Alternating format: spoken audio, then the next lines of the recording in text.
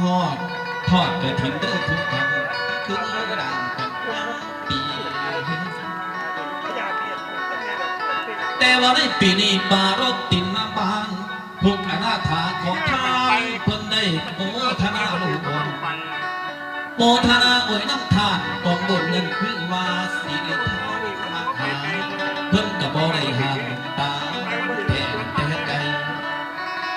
แม่ยังเอ้ยแต่ว่าในตัวเท่าบ่มีเงินพอบาทมีแต่เศษขาดซอยไปขอเท่า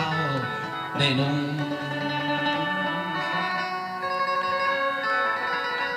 พ่อเมื่อคืนได้แล้วไปซักพวกออกจนขาว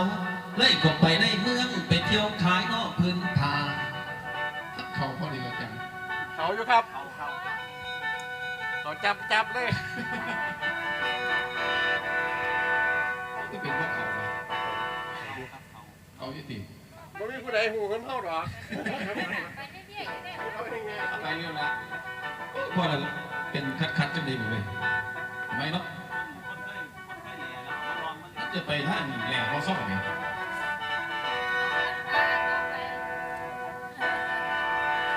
เอาพันบาทเยี่ยมผู้เฒ่าเจียมเจ้านี่เนี่ยต่อเบิ่นโตเป็นคุ้นผู้น้อยน้ำสีส้มสีต่อยต้องมีคู่มีบาต้องกราบไหวเบาหาเถิดทุกมันจังแดงธรรมดาหลวงพ่อใหญ่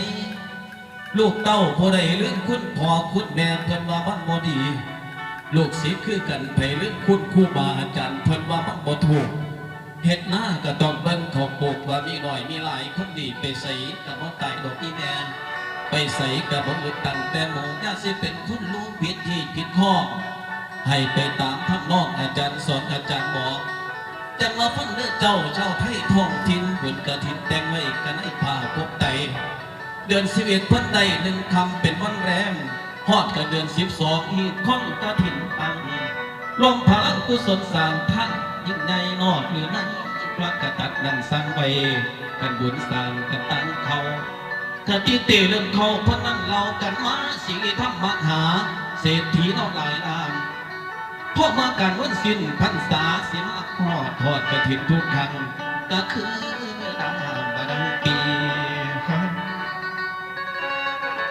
แต่ว่าในปีนี้ปารบตินน้ำมันทุกอนาถาขอทานเพิ่นได้โมทนาหลวงโมทนาน้ำทานกองบุญนั่นคือว่าสิริธรรมหาเพิ่นกะบ่ได้ห่างตามแท้นั่นแต่ใจแต่ว่าในตัวเท่าบ่มีเงินนั่นพ่อบาทมีแต่เสียขาดซอยก้อยโตเท่าได้ดงโซ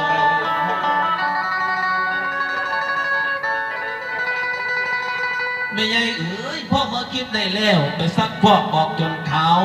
เลยเข้าไปในเมืองไปเที่ยวขายนอพื้นผาโฆษณาขายได้ขายไปได้บาทหนึ่งใบตะพื้น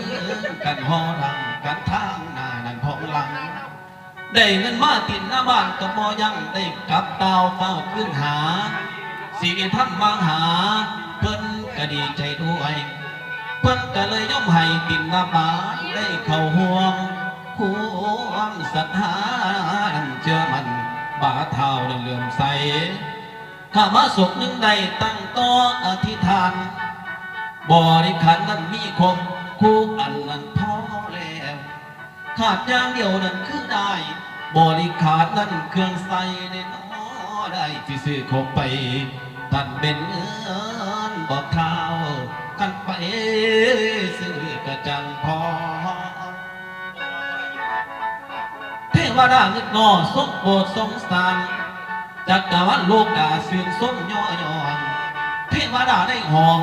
นครท่องจีเมืองนั้นหากเป็นเมืองพาราสีองค์พระยาขันทนไทยละองค์ทานผู้ดังจึงได้ถามลูกน้องมาไปเสนานี่มันเสียงอีหยังแผ่นดินไล่ไหวปีนจึงได้ยินว่าถึงข่าพวกเสนาให้เว้าต่อพวกเสนาก็จึงไขนอกข่าวขอพ่อหูเหตุการณ์นั่นละเสียงเพลงพระทนไทยได้สั่งซ้อสรรเสริญ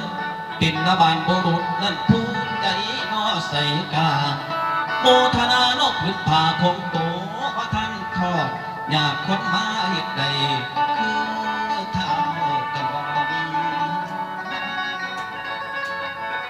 ไม่ใหญ่เอ้ยพอพญาสาบซ้ำนี้ได้ตัดซอง พอพญาสาบซ้ำนี้ทรงโปรดสงสาร